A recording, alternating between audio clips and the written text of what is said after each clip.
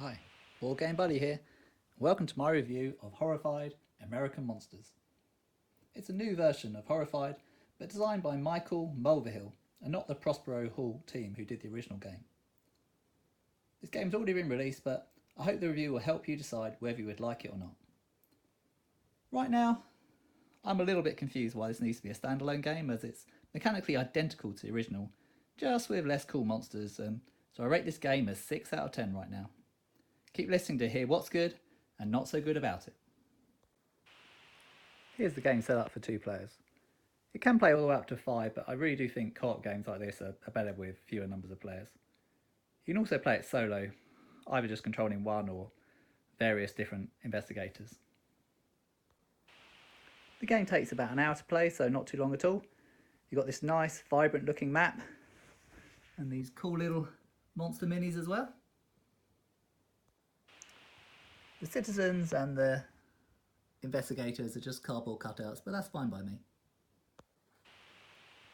As noted, this is a new version of Horrified. I'm going to describe it in full, but my main message would be that although it's mechanically the same and it's just the monsters are different, I really do think the original's better. I rate that as an 8 out of 10. So if you like what I'm saying right now, then probably buy that game, unless you really are passionate about obscure American monsters. The central premise of Horrified is that there's a bunch of monsters attacking our town and we're a team of investigators fighting them off. So we as the players win by killing off all the monsters, with each monster requiring a different approach to get rid of them.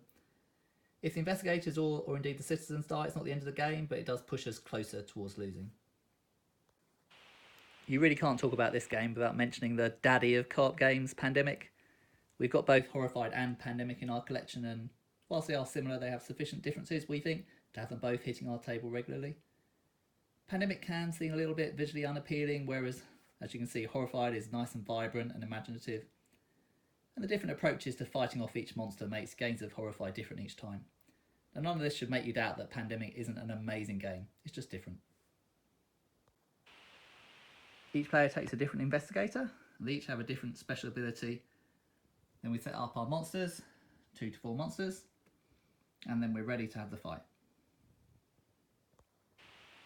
Players take actions to move around, pick up items, rescue citizens, and fight the monsters. Then the monsters have their go. They also get to move around. They get to scatter new items onto the board. They often bring new citizens onto the map. They look to attack the nearest victim. Noting if you're attacked as an investigator, you can discard some of these items you just got to save yourselves, but the citizens, as soon as they're hit, they're just dead instantly. Citizens can be rescued. Move this particular character to the motel, and then they're removed from the board, which stops them getting killed and putting us close to losing.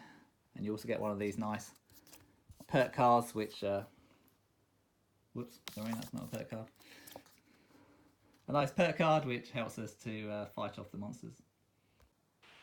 It does seem to be a bit of a recurring theme for us that these citizens pop up in the most dangerous of places and then almost immediately get themselves killed.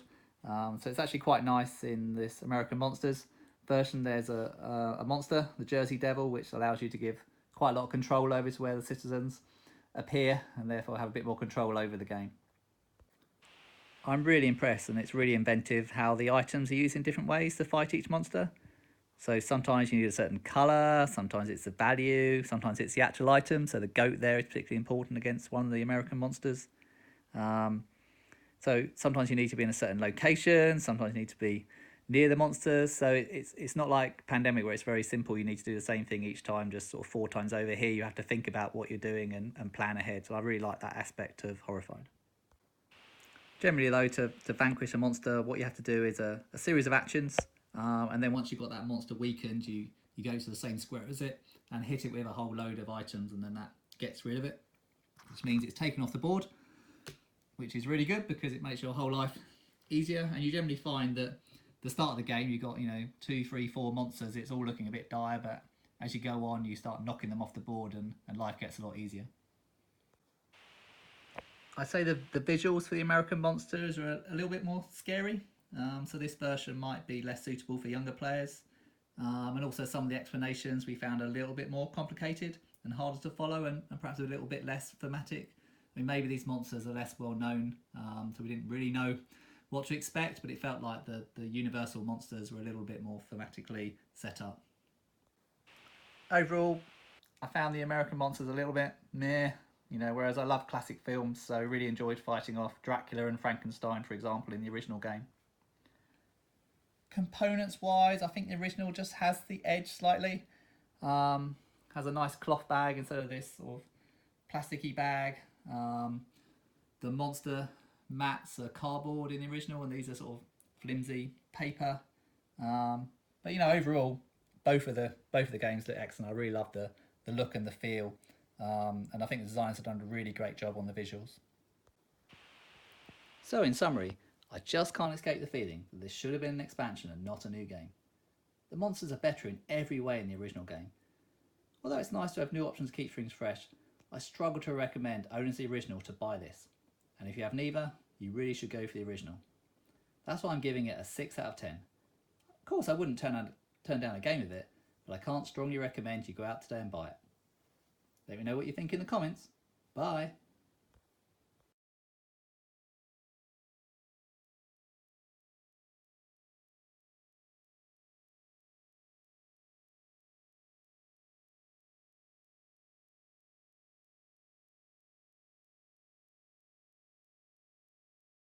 Board Game Buddy.